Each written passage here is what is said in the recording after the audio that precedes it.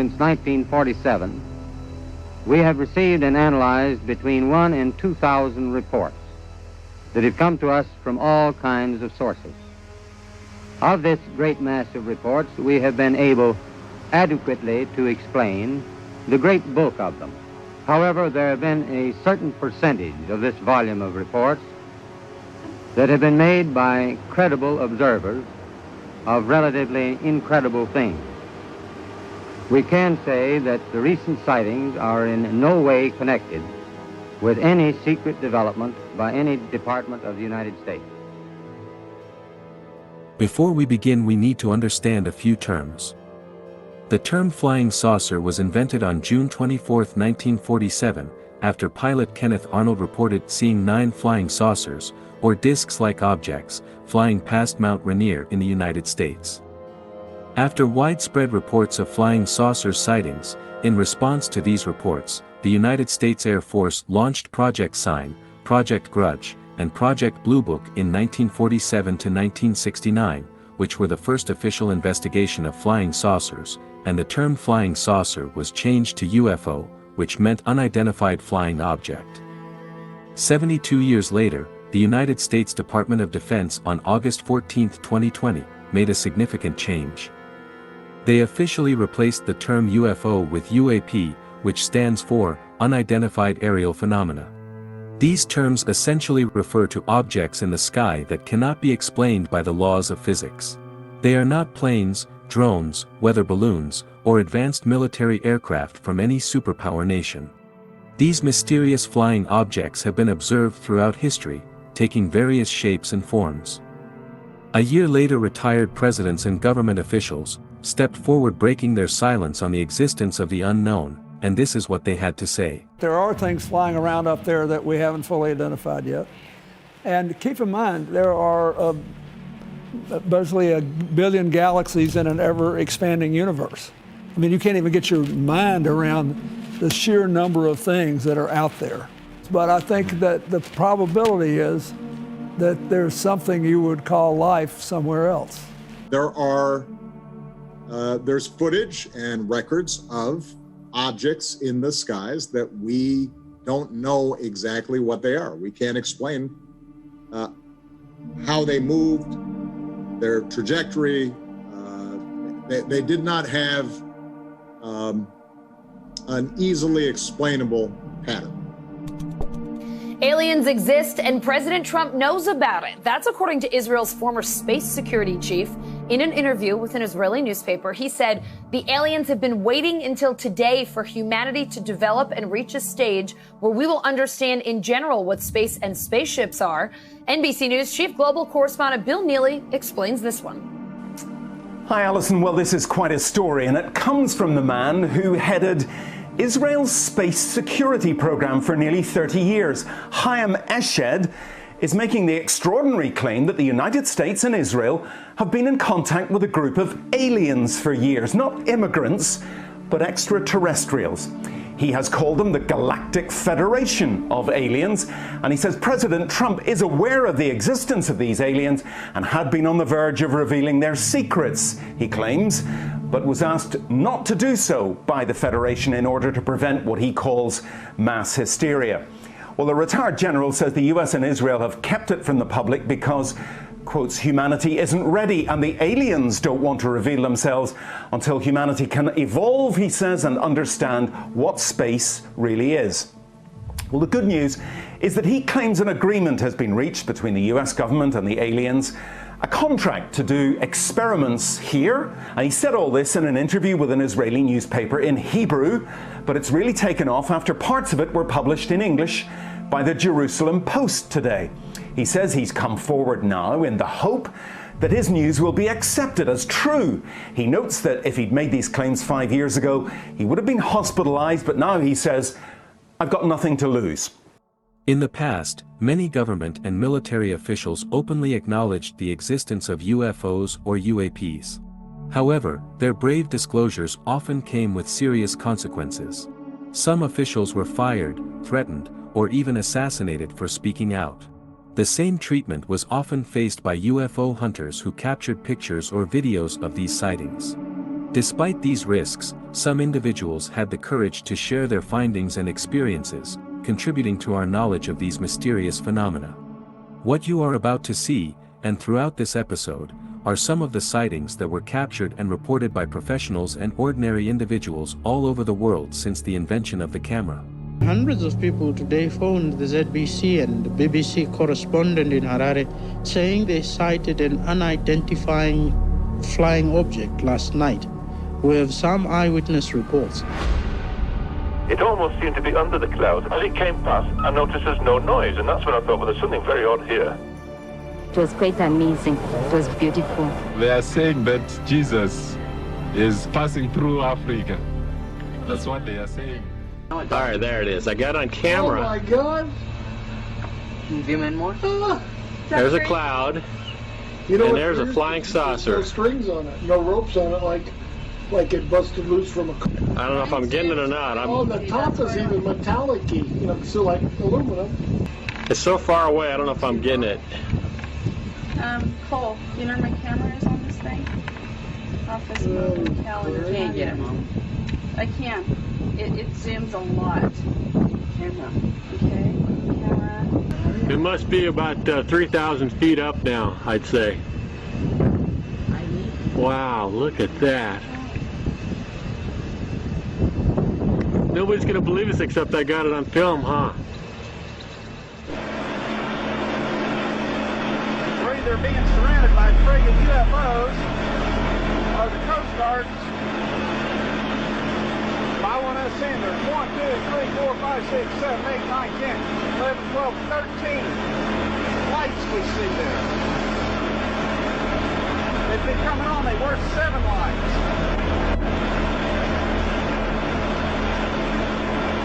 Oh, this is a big deal.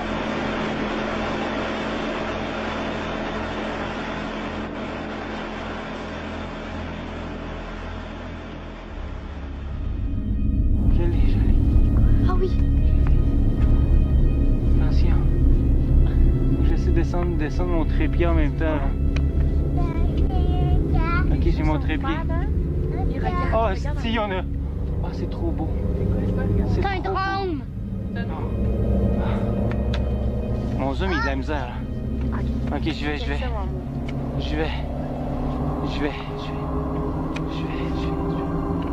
Ah, c'est qui est beau.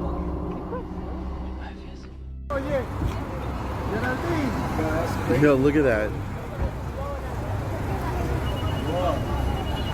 Look at everybody in the highway right now. I don't know, bro. Okay, no una buena parte. Espera, ni idea. A mí no se mueve de ahí.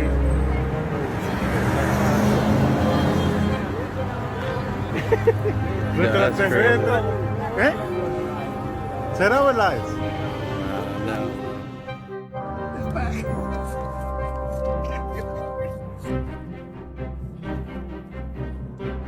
Okay, that thing, whatever the hell it is, came down really low.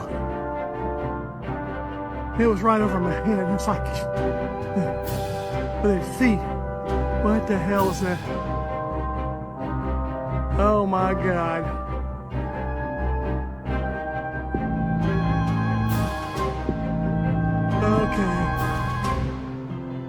Okay, I'm just out here minding my own business, filming out here at the space fence. And this thing swooped down.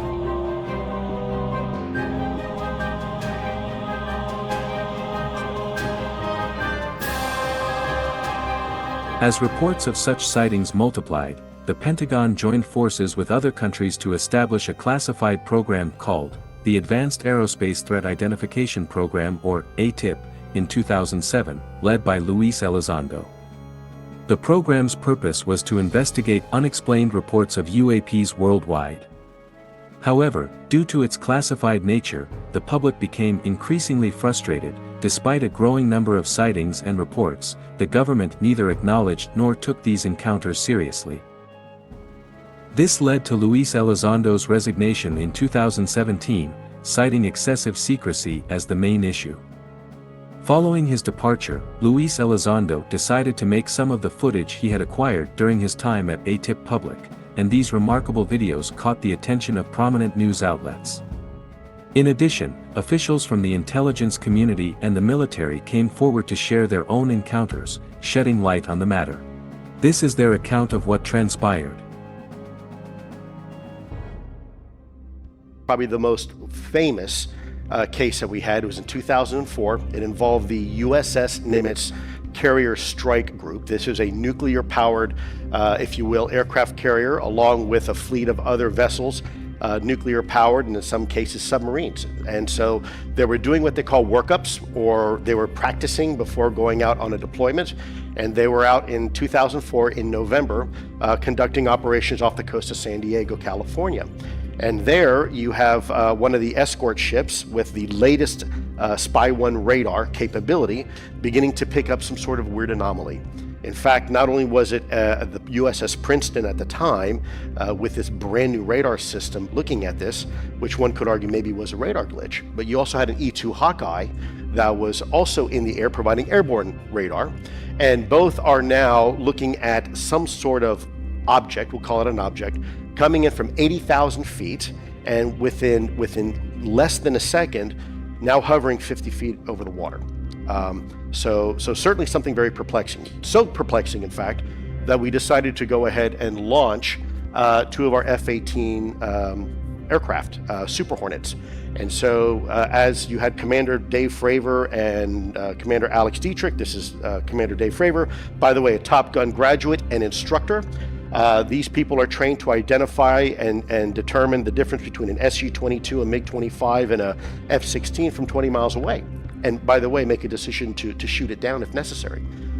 So they get vectored to the area, and the first thing they notice is some water roiling on the ocean.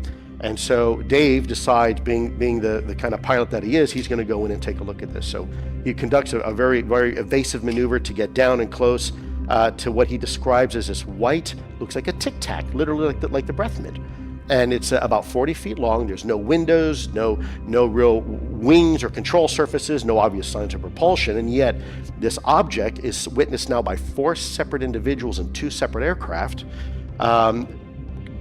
bouncing back and forth almost like a ping pong ball right over the surface of the water. So as he goes down and to take a closer look at this, all of a sudden this thing begins to react to Commander Fravor's evasive maneuvers. And really, as Commander Fravor's coming in for a better look, this thing begins to maintain its distance and almost parlay, if you will, and keep a distance from this aircraft. So that tells us, first of all, it's intelligently controlled. And so as he decides this time, okay, I'm not getting anywhere here. I'm just going to go aggressively and go for this thing. Full throttle, goes in, and if you will, for that quote-unquote kill to see what this thing is. And all of a sudden, like that, it's gone. It absolutely disappears over the horizon within about a second. Now, what's even more scary, which is in about 5 seconds afterwards, and we know this conclusively, we did the investigation, this object now is picked up once again on radar 60 miles away. And in fact, it is now at the rendezvous point waiting for them. And that rendezvous point, by the way, is a point that nobody knew other than the pilots where they were supposed to be. So somehow this not only anticipated their next move, but was able to get literally 60 miles. You can do the calculations if you want how fast that is in 5 seconds. So something certainly well beyond our capabilities even today. Hypersonic velocity, instantaneous acceleration, and whatnot. This is what David Fravor and his team saw and recorded. In 2004, off the coast of California, an F-18 Super Hornet training exercise was suddenly interrupted by a call over the radio that would come to define Commander David Fravor's career. You know, there's certain things in your life where you just remember in vivid detail what happened. And that's one of them, because it's honestly the strangest, most obscure thing I've ever seen flying. Fravor, the commanding officer of the Navy's Strike Fighter Squadron 41, and another F-18 scrambled to check out an unusual radar blip 80 miles off the coast. So as we're looking around, the backseater in the other airplane comes up and says, "Hey, Skipper, do you see?" And before he says it, I'm like, "Dude, do you see that?" As soon as we look down, we see the whitewater, and then we see this little white tic tac. It's pointing north-south, and it's just going forward, back, left, right. It's just bouncing around? Yeah, like a ping pong ball. What was its shape? What was its, what did it look like it was made out of? Like a perfectly smooth white tic tac. Or for people that need a bigger visualization, a giant propane tank. Fravor says the F-18s began circling, Fravor at 20,000 feet, and the so-called tic tac only about 50 feet above the surface of the water. And I say, hey, I'm gonna go check this thing out. And the other pilot stays and says, hey, I'm gonna stay up high. And then it starts coming up at us. We call it two-circle fight, but it's coming up, I'm coming down. So it literally is aware we're there. There's no doubt because it mirrored me. So here it is, I cut across and I get to about half mile of it, so I'm about halfway across the circle. As it gets in front of me, it just goes poof and it's gone. And it's gone like that fast. What do you mean, poof, it's gone? I mean exactly that. Like it's 1 minute it's there and the next second it's like magic trick. So I asked the other airplane, I said, hey, do you guys see that? And they're like, it's gone, it just disappeared. When you saw this kind of performance, what was the first thing that went through your mind? What the hell was that? Once back on the carrier, Fravor's team told the next crew what had happened, and that crew took off ready to capture something on camera. And this is what they saw. I guess the biggest question is, what do you think it is? I honestly don't know. I don't think that we have developed that technology. I don't think we developed it on this planet. We still, to this day, have no idea what it was, what we saw, what we chased, what we engaged. But it was pretty spectacular. Other countries have made similar public disclosures. Also in 2004, the Mexican Air Force confirmed this video was shot by one of their pilots near the coast of Baja California. 1, 2, 3, 4, 5, 6, 7, 8 en la pantalla. In 2014, the helicopter from the Chilean Navy locked onto an unidentified object emitting what appeared to be some sort of gas or vapor. Both governments have said they investigated but couldn't determine what the objects were.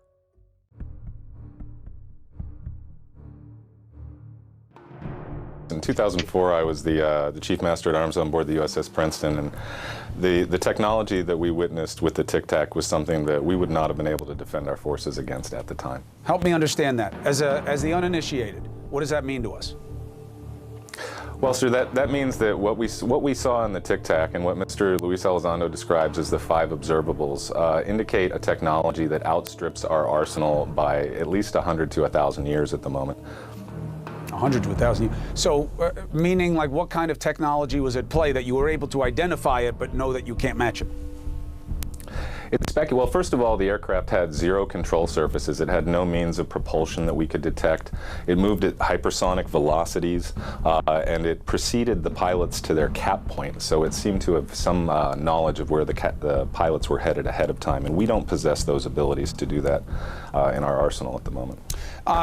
Sean, what do you think is the likely universe of explanation that will come up at the end of these reports and addressing of this? Chris, I think that we're going to find that this phenomenon represents a very large spectrum of different things. At edges of that spectrum are going to be near-peer technology of our adversaries here on Earth. At the other end of that spectrum is going to be something that we don't yet understand and haven't identified yet. So I hesitate to speculate on the source, but I can tell you that I don't believe that this is within our arsenal of any human technology at the moment.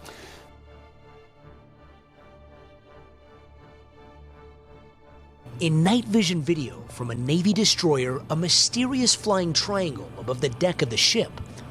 The Pentagon confirming the images obtained by documentary filmmaker Jeremy Corbell were taken by Navy personnel, expected to be a part of a report on unidentified aerial phenomenon to be presented to Congress this summer. Already online, some skeptics say the images are caused by cameras trying to focus, but some of the objects go beyond just flying in the sky. One shows a spherical object dipping into the ocean, similar to an incident in Puerto Rico where an object was tracked buzzing an airport, then flying into the water, popping back out before appearing to split into 2 and disappearing. Over the last several weeks, some of the nation's top former intelligence officials have been raising eyebrows. Look at that thing. It's rotating. Former CIA Director R. James Woolsey said he knew of a case where a plane was paused in midair. A friend of mine was able to have his aircraft stop at 40,000 feet or so and not continue operating as a normal aircraft. What was going on? In December, ex-CIA Director John Brennan said it was arrogant to believe there are no other forms of life other than the ones on Earth. And former intelligence chief John Ratcliffe says officials have been tracking technology beyond our capabilities. Following widespread media coverage and pressure from the United States Congress, the Pentagon was compelled to take action. Unlike the secretive ATIP program, the public demanded transparency. In response, the Pentagon on the 4th of August 2020, a new program called the Unidentified Aerial Phenomenon Task Force, or UAPTF, was established with a specific purpose: to analyze years' worth of collected data and sightings and present their findings to the public. On June 25, 2021, they released their report. Here's what they discovered and what physicists had to say about the report. Unexplained flying objects have buzzed U.S. military bases, missile sites, ships, aircraft, submarines underwater, often at speeds and in directions that seem to defy any known human technology. The Pentagon has said next to nothing about any of this in public. Instead, it has consistently covered up these sightings. Virtually everything we know about UFOs has come from whistleblowers. Today's report analyzed 144 separate sightings of UFOs by the U.S. military. But in only a single case could the government explain what it was. In that case, it was a large deflating balloon. The rest, the other 143, remain a complete and total mystery. So the most sophisticated military in the world has no idea what these things are or even how they move from place to place. Some of these aircraft, the report says, quote, appeared to remain stationary in winds aloft, move against the wind, maneuver abruptly, or move at considerable speed, all without discernible means of propulsion. So we do know that no government in the world possesses anything like this. No technology like this exists that we know of. The Pentagon seems fairly certain these are not Russian and they're not Chinese. So what are they? The report doesn't say. It notes only the obvious. UFOs, quote, clearly pose a safety of flight issue and may pose a challenge to U.S. national security, end quote.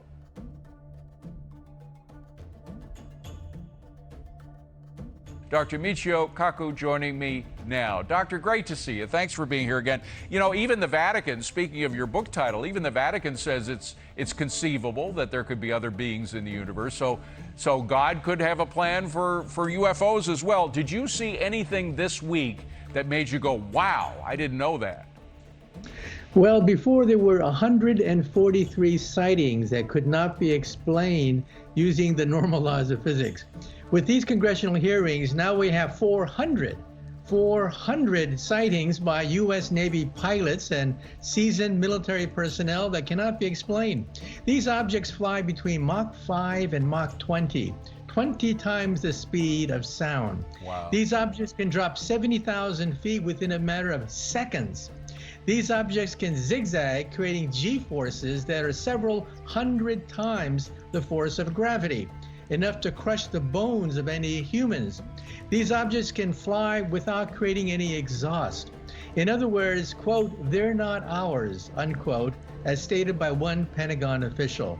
Then the next question is, if they're not ours, then whose are they? So they defy what we know about what we are capable of producing. Even if there's something that, you know, the Chinese in some secret location is coming up with, they simply don't have the physics to match what these objects are doing. Does that mean that they are defying literally the laws of physics? Well, hypersonic drones can approach this kind of capability, and we see them in the Ukraine. The Russians are ahead of us actually in terms of hypersonic drones, and they've actually used them against the Ukrainians, but they are unreliable. They're not as good as they're cranked up to be. And also these UFO sightings go back to before World War II, when of course the whole idea of hypersonic drones would be considered science fiction. And so we're talking about a technology that we're not familiar with, a technology that only recently has been mastered by the Russians and eventually by the United States as well. Hypersonic drones that can travel up to Mach 20.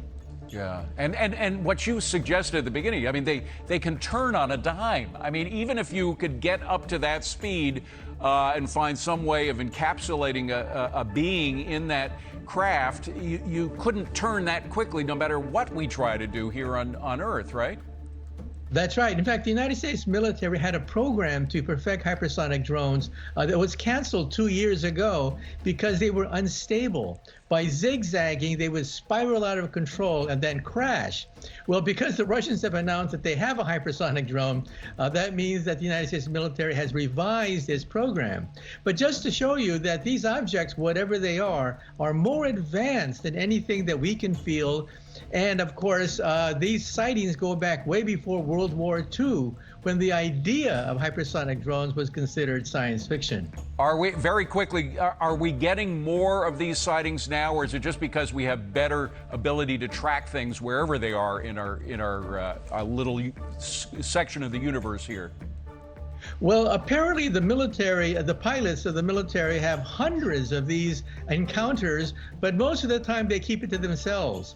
There's a stigma, the giggle factor, and so a lot of these sightings are simply not reported. Now the military has said, no, you have to report these sightings, no matter how bizarre they are. So watch for it. There could be a floodgates. The floodgates could be open as now the stigma is beginning to be removed. That military pilots, commercial pilots are now free to reveal what they see in the sky. Professor, we have to leave it at that. Thank you so much for being here. Fascinating stuff.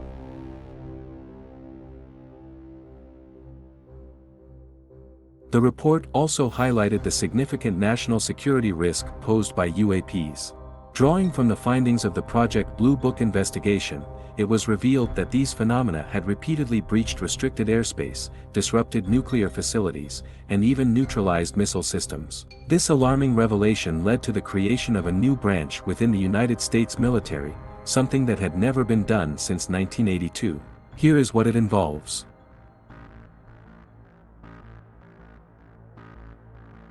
The American people have no idea, really no idea, about the immensity of the threat in space. And I've made this comment in a classified setting. We know what they are doing. They know, we know what they are doing. But the American people have no idea. I think we have a real obligation to explain to the American people why space is a domain that matters, why the threats there are real and urgent, why they are growing in importance. So I think we all agree here that space is an important domain. Very importantly, I'm hereby directing the Department of Defense and Pentagon to immediately begin the process necessary to establish a Space Force as the 6th branch of the armed forces. That's a big statement. We are going to have the Air Force and we are going to have the Space Force, separate but equal.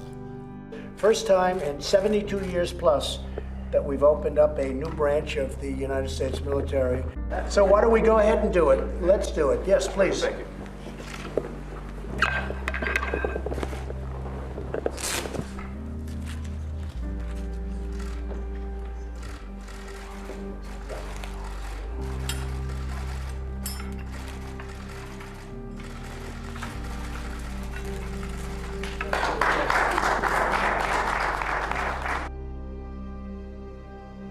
The question still remains, what are these UAPs, and who is behind their mysterious presence?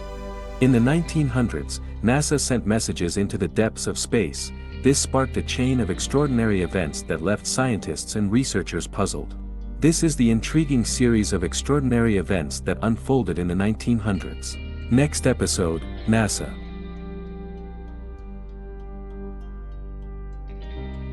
There's a whole fleet of them. Look on the ASA. My gosh. They're all going against the wind. The wind's 120 knots from the west. Look at that thing, dude.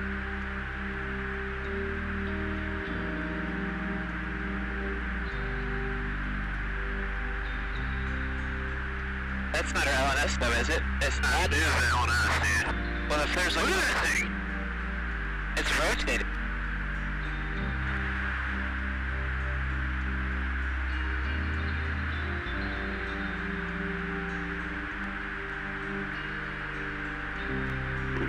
Nickel 6-1 Tango, Roger. Oh, got it! Woohoo! Roger, there's troubleshooting. What the fuck was that? Did you box moving target? No, I took an auto track. Oh, okay. Oh my gosh.